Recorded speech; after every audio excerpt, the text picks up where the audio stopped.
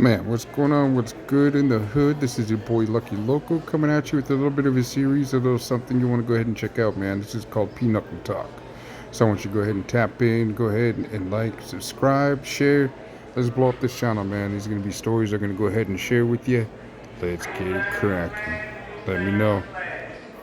What's up? This is your boy Lucky Loco coming at you with some Pinochle Talk. Pinochle Table Talk. Let's get it correct. So let's go ahead and talk about an inmate who became a tier porter, I believe they used to call him. I don't know if they still do. But he was getting a little too involved. He was the one that's an inmate that would call open doors to go to work, to get assignments, to get toilet paper. He was like the middleman from the inmates to the guards. So this guy started taking his job a little too serious. He started hanging around with these guards and forgot he was a convict. He forgot he was in a level 4 prison yard.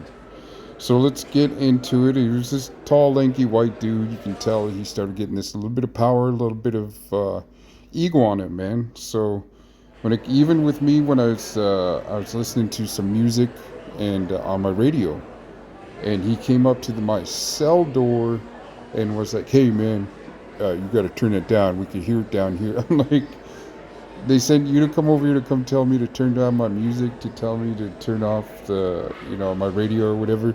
I said, you have them come up here and come tell me. You don't have an inmate come over here and come tell me anything, bro. So this dude, he kind of gives me the stink eye about it, and it was kind of kind of made me laugh at him. So, but he wasn't part of my crew, wasn't part of my car or anything like that. So as time goes on, he's really beginning to think that he is a guard, like he's a part of that team. He forgets that he's an inmate. And what I'm going to tell you, it's real drastic. It's really heartbreaking. But he really catted off to the wrong person, and that person took a high offense to an inmate acting the way he was. You know, he was supposed to be a convict. He's supposed to be part of us. You know, it's F them. And he just really took it to the heart and took it to the head.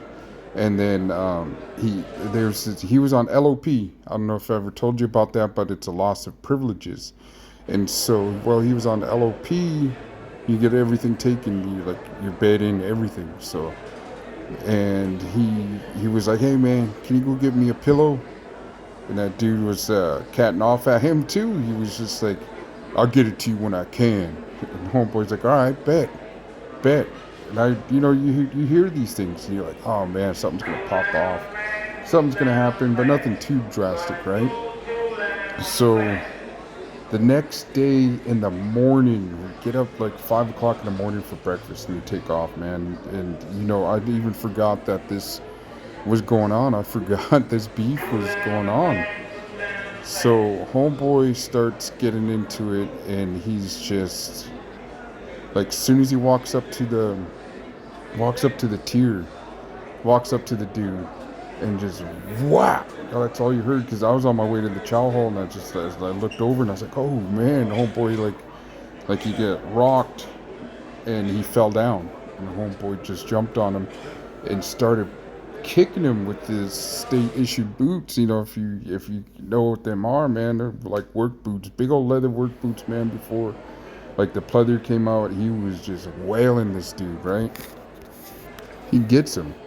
He starts booting him. I mean, he just kept kicking him and kicking. There's drywall right by the, like where you getting out. He kicked his head right through that, man. And he really he almost took that dude's life. He was just straight, like, it was savage, bro. It was a really really big, like, it was a bad beatdown. Homeboy, I think he got like another like 20 years added to his sentence. Like I said, if it's he, like I said, he damn near killed the guy, and the guy has like permanent brain damage. He was all gimpy after that, and you could tell he just was never all there. He was never functional again, man. He was just walking around like damn near brain dead over a pillow. But it was more just the insult of acting like a guard when you're a convict. So a lot of these people that do get these trustee jobs, the tier callers or whatever they call them, man, they really let it go to their head, man. And this is just, I got plenty of other stories to tell, man. Let me know what you think. Comment, let me know. But it is prison. Like, you're dealing on a level 4 prison yard. You're dealing with people who are never going home, people who are just in a mood to set it off because they have no other choice or no other option. And it's just, it's unfortunate that tier porter is permanently brain damaged, and he's it's definitely something. uh, it was crazy to see and crazy to hear, and it happened so fast.